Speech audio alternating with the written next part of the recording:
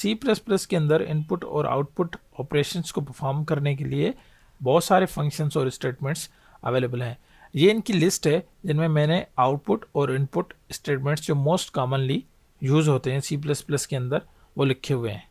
सबसे पहले हमारे पास आउटपुट के स्टेटमेंट है सी आउट, उसके बाद पुट्स, पुट सी, प्रिंट एफ, ये सारे फंक्शंस हैं हमारे आउटपुट के। उसके बाद इनपुट में हमारे पास c in, get C h, get C H E, get character, gets, get c और स्कैन एफ, ये हमारे इनपुट के फंक्शंस हैं।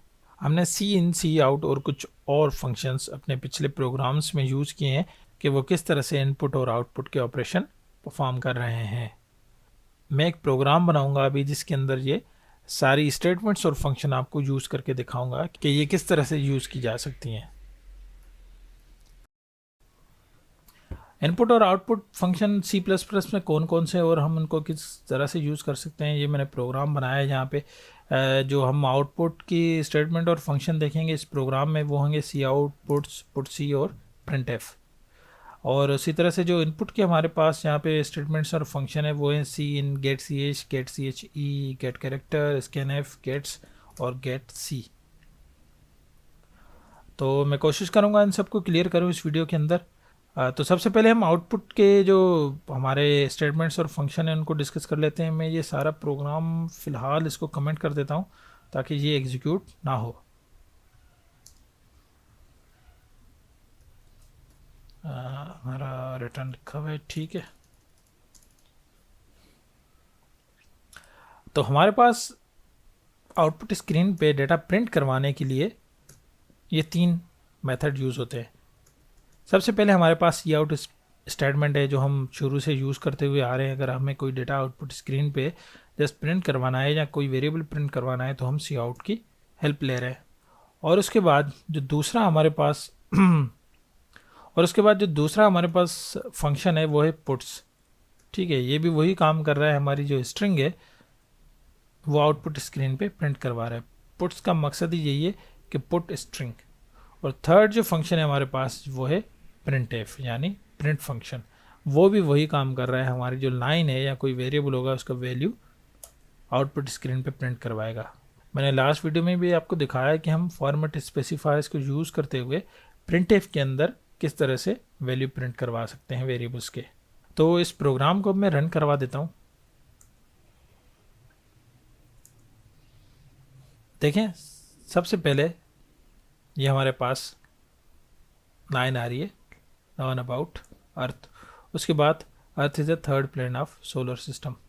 अच्छा, आपने एक बात नोट की होगी, ये 2 लाइन्स बीच में एम्प्टी इसलिए आ रही हैं कि हमने यहाँ पे भी और यहाँ पे भी 2 जगह स्लैश एन ऐड किए हैं, तो इसलिए ये 2 लाइन्स एम्प्टी आ रही है। मैं इसको हटा देता हूँ ताकि एक लाइन एम्प्टी आए। दोबारा चला के देख लेते हैं इसमें प्रोग्राम को। देखें, बीच में एक लाइन एम्प्टी आ रही है। वो एम्प्टी इसलिए आ रही है, मैं आपको बताता चलूँ कि ये पुट्स जो है ये ऑटोमेटिकली स्लैश एन फंक्शन के अंदर अपने एम्बेड कर देता है इस तरह से। यानी आपको ये लिखने की ज़रूरत नहीं है, बाय डिफ़ॉल्ट इसके अंदर ये चीज़ हुई हुई है। यानी अगर मैं ये स्लैश एन यहाँ से हटा भी दूँ तो भी ये स्लैश एन न्यू लाइन पे लिखा जाएगा। चलें ट्राई करके देखते हैं। ये देखें, ये हमारा न्यू लाइन से स्टार्ट हो रहा है। वो इसलिए कि ये पुट्स का जो फंक्शन है इसके अंदर by default slash N use होती है।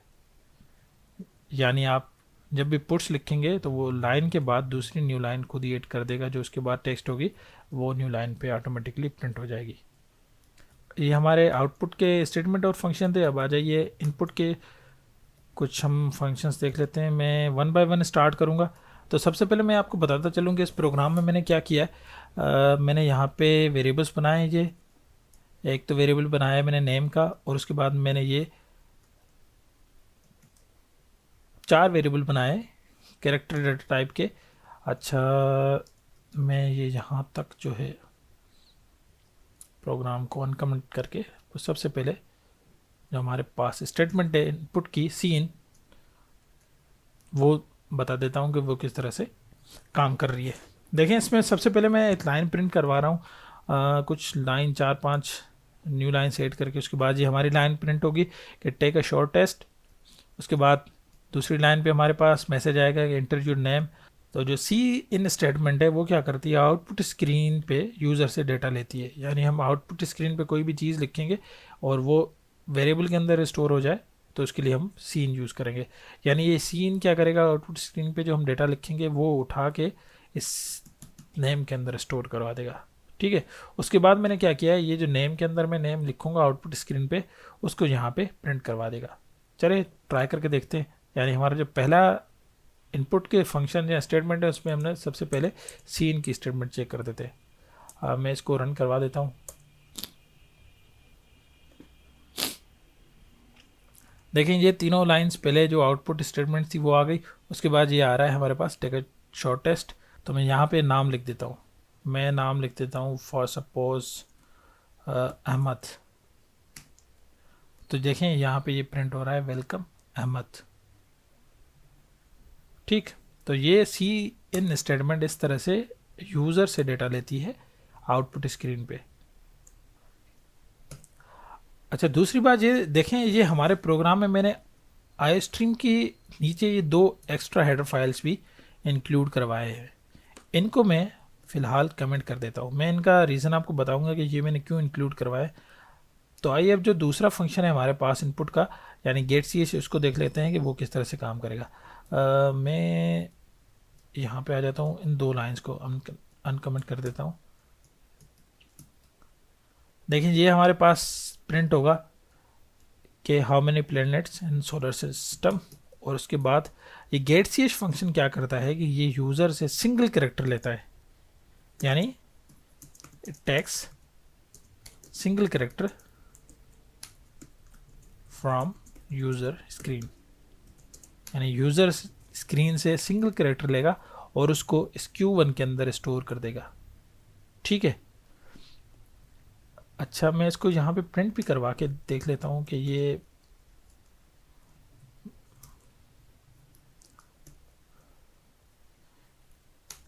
Q1 इस तरह से, यानी हम जो Q1 के अंदर वैल्यू स्टोर करवाएंगे वो यहाँ पे प्रिंट हो जाएगा। चलें ट्राई करके देखते हैं, इसको प्रोग्राम को रन करते हैं। देखिए यहाँ पे ये एरर आ गया कि get C H was not declared in the scope. ये इसलिए आया है कि ये गेट सी एच जो फंक्शन है ये आयो स्ट्रीम के अंदर जो हमारा हेडर फाइल है ये वाला इसके अंदर नहीं बना हुआ, ये बना हुआ है इस हेडर फाइल के अंदर, कोनियो डाटा इसके अंदर। तो इस फंक्शन को यूज़ करने के लिए हम ये हेडर फाइल इंक्लूड करेंगे। आप ये हेडर फाइल लिखेंगे, उसके बाद आपका ये प्रोग्राम रन हो जाएगा।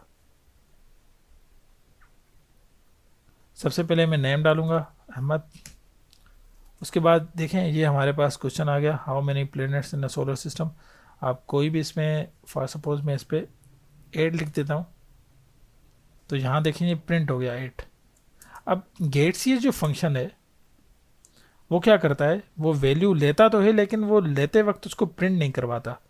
यानी बस वो वैल्यू ले लेता है और डायरेक्ट अपने वेरिएबल के अंदर स्टोर करवा देता है। हमें उस टाइम जब हम उसको लिखते हैं उस टाइम नज़र नहीं आता। कैसे, फॉर सपोज जैसे मैं आपको ये चीज़ दिखा दूं, जैसे मैं यहाँ पे नाम लिख रहा हूँ तो मुझे शो हो रहा है कि मैंने ए लिखी, एच लिखी, एम लिखी, ई लिखी, डी लिखी। लेकिन गेट सी एच में जब आप कोई कैरेक्टर अपना कीबोर्ड का प्रेस करेंगे तो वो यहाँ पे आपको डिस्प्ले नहीं करवाएगा, वो डायरेक्ट बस वैल्यू लेगा और वेरिएबल के अंदर स्टोर करवा देगा। तो जैसे मैंने ये 8 लिखी, ये यहाँ पे नज़र तो नहीं आई लेकिन ये इसने 8 ली और अपने वेरिएबल के अंदर स्टोर करवा के ये हमारी सी आउट की दूसरी लाइन चल गई, ये इसके अंदर प्रिंट हो रही है। मैं इसको न्यू लाइन पे ऐड कर देता हूँ, यहाँ से /n डाल के एक बार और इसको रन करवा के देख लेते हैं। ये अहमद आ गया यहाँ पे। अब देखें यहाँ पे मैं 8 लिख रहा हूँ कीबोर्ड से, लेकिन यहाँ पे आपको 8 नज़र नहीं आया इस जगह पे, क्योंकि गेट सी की ये फंक्शनलिटी नहीं है, वो बस वैल्यू लेता है। और यहाँ पे ये हमारा 8 प्रिंट हो गया। ठीक है, ये हमारा हो गया गेट सी एच। मैं इन सब लाइंस को कमेंट कर देता हूँ, बार बार मुझे ये नाम और ये चीज़ें इंसर्ट करनी पड़ रही हैं। उसके बाद जो दूसरा फंक्शन है हमारे पास वो है गेट सी एच ई।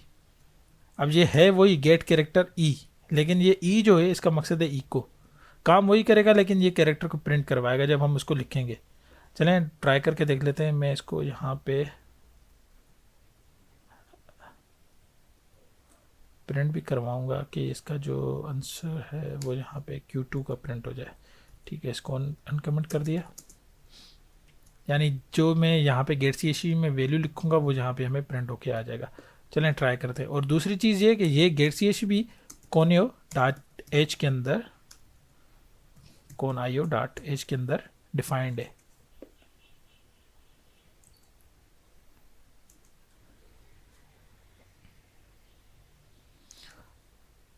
अब देखें यहाँ पे ये जैसे आया how many moons does earth have 1, तो यहाँ देखें ये 1 इसने प्रिंट भी किया, उसके बाद वेरिएबल को असाइन किया और यहाँ पे वो हमारा वेरिएबल का वैल्यू प्रिंट हो गया।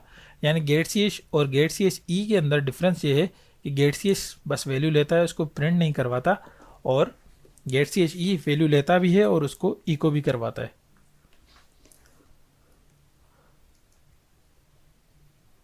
अब थर्ड जो हमारे पास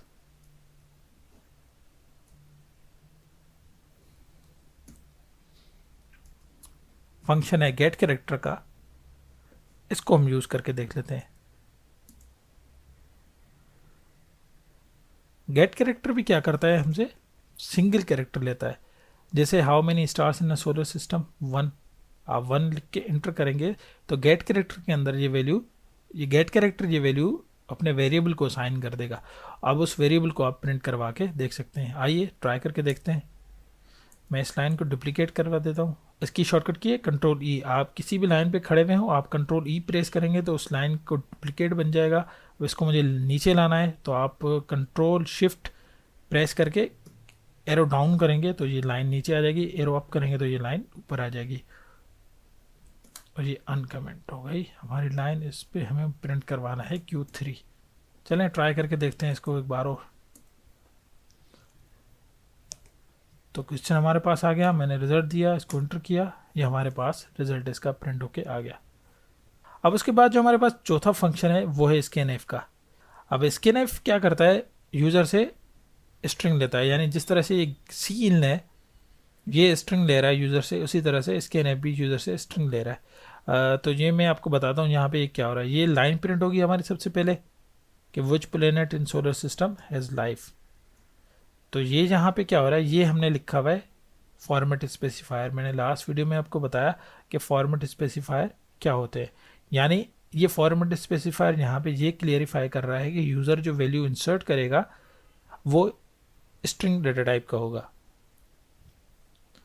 उसके बाद ये Q4 यानी यूज़र जो वैल्यू स्टोर करे वो इस Q4 के अंदर ये एड्रेस ऑपरेटर है, यानी Q4 की जो एड्रेस है उसमें स्टोर कर दे। यानी मैंने ये बता दी कि भाई यहाँ से जो यूज़र जो स्ट्रिंग का वैल्यू स्टोर करेगा देगा वो इस एड्रेस पे ले जाए Q4 की और Q4 के अंदर स्टोर कर दे। ठीक, Q4 हमारा वेरिएबल बना हुआ है ये, उसके अंदर हम 20 कैरेक्टर सिंगल कैरेक्टर से इसको स्टोर कर सकते हैं। आइए इसको ट्राई करके देखते हैं एक बार।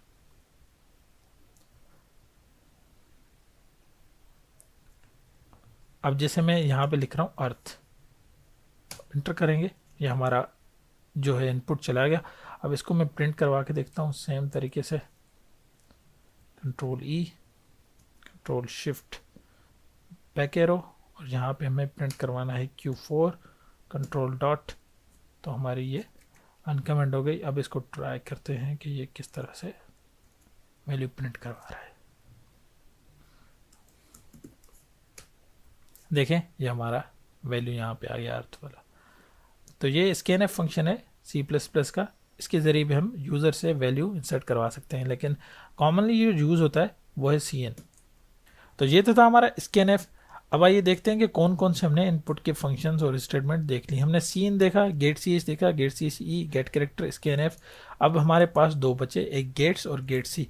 और गेट सी और पुट सी ये दोनों हम जब फाइलिंग पे जाएंगे तब मैं आपको पढ़ाऊंगा कि गेट सी और पुट सी क्या होते हैं। अभी बस यहाँ पे हमारे पास एक गेट्स का फंक्शन बचा है, इसका मैं आपको प्रोग्राम दिखा देता हूँ। एक मैंने सेपरेट प्रोग्राम बनाया है गेट्स का, आइए वो देख लेते हैं।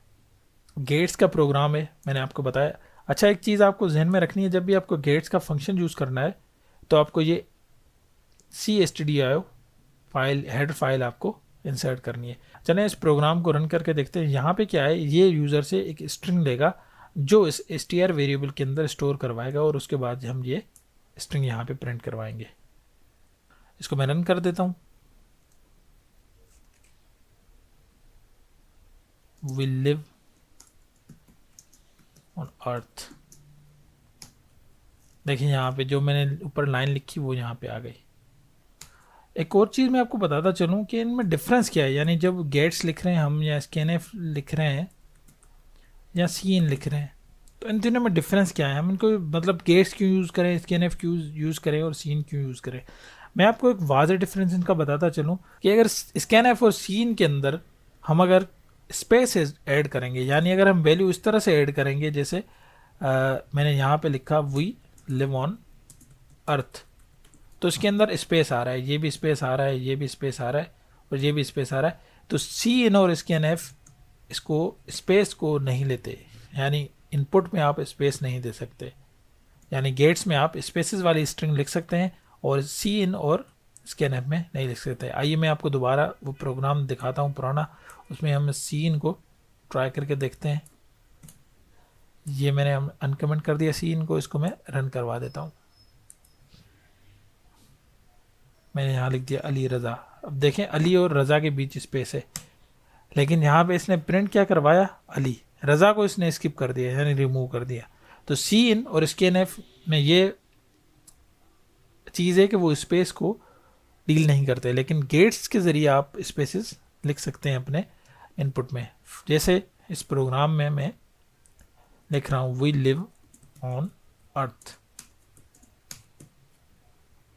ठीक, तो इसके अंदर स्पेसेस हैं लेकिन ये फिर भी इसको इनपुट को ले रहा है और उसी सेम स्ट्रिंग को यहाँ पे प्रिंट करवा रहा है।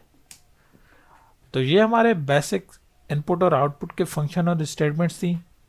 ये प्रोग्राम्स मैंने अपने गिटहब की रिपोजिटरी पे रखे हुए हैं, इनकी डाउनलोड लिंक मैंने वीडियो की डिस्क्रिप्शन में दी हुई है, आप वहाँ से जाके ये प्रोग्राम्स डाउनलोड कर सकते हैं।